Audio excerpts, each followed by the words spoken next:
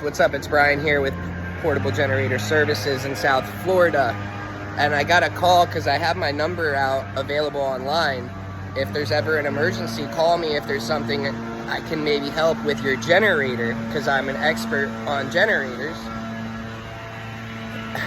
This is going to be a video kind of going over some things that you wouldn't think of that can save your ass if something's acting up. All right, so let's talk about number one. If you have an electric start generator, come on. If you have a push button start generator, meaning it has a battery, and when you push it, it does nothing, your battery's dead. What can you do? Jump start it with your car. Use your jumper cables. Go from your car to the battery on the generator. Positive to positive, negative to negative.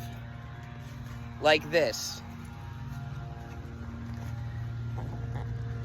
There's the battery. There's the red cable. There's the black. You would put your jumper cables, the red jumper cable, on that metal post where the red cable, boom.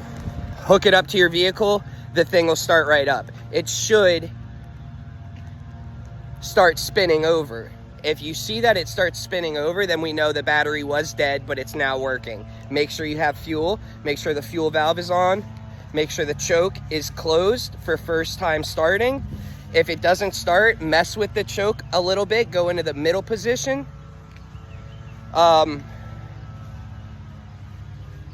If the electric start doesn't work, let's say you don't have jumper cables. Let's say that's not working. It doesn't spin. Unless you've got like a 15,000 or bigger, you're gonna have the pull cord. Can you pull that? If you can't pull it, you're jammed and you're not in a good situation. If you can't pull it at all, if it's hard to pull, that's good. That's fine. For the most part. I mean, you can't just be like, ah! But if you just like, boom. What I'm trying to get at is the electric start might not work. Make sure that your switch, let me show you. This one has a key. Make sure your key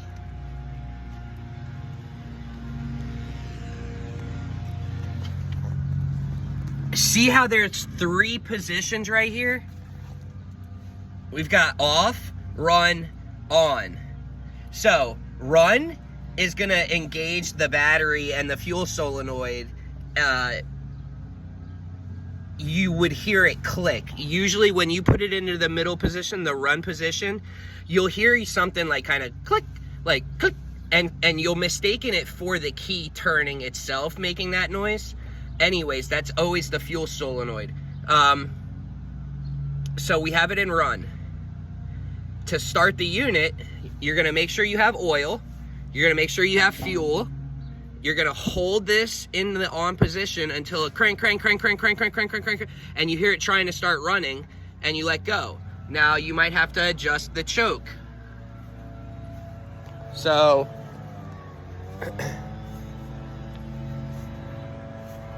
any oil will work in times of an emergency.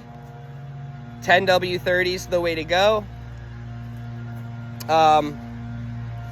Do not run your generator more than what the manual says. Typically, they're going to say 12 hours, 8 to 10 to 12 hours. They want you to shut it down for about 30 minutes, 45 minutes. Like I said, don't follow what I am saying. You need to look it up in the manual, because I'm not going to be responsible for any of that. But you're not supposed to run these things 24/7, let alone 5 days straight.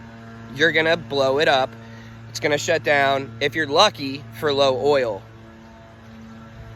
These burn oil. If you don't have extra 10W30 or at least some vehicle oil, preferably not diesel, you'll be okay. But you need to have some extra 10W30 if you're preparing, if you want to prepare I highly recommend going and buying some 10W30. I get the cheapest one because I change it every year. So in Florida, from it sitting, I just do it. It's part of my service, so they're gonna pay for it. They're gonna get it done. I change it every year. Does it need to be? No, not even if they're not even using it for an hour. But they pay for the service. Anyways, if you have a jump pack, meaning a portable battery jump starter kit that a lot of people are getting for their vehicles to jump start their vehicle, you can use that to start your generator. Once the gen started, you can remove it off the generator and the gen will stay running.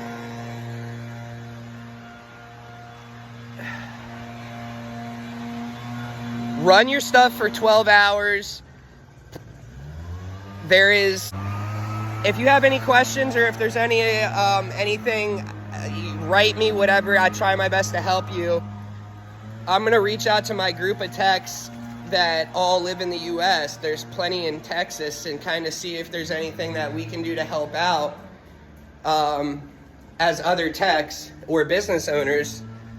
And just good luck. Like, don't let your gen flood.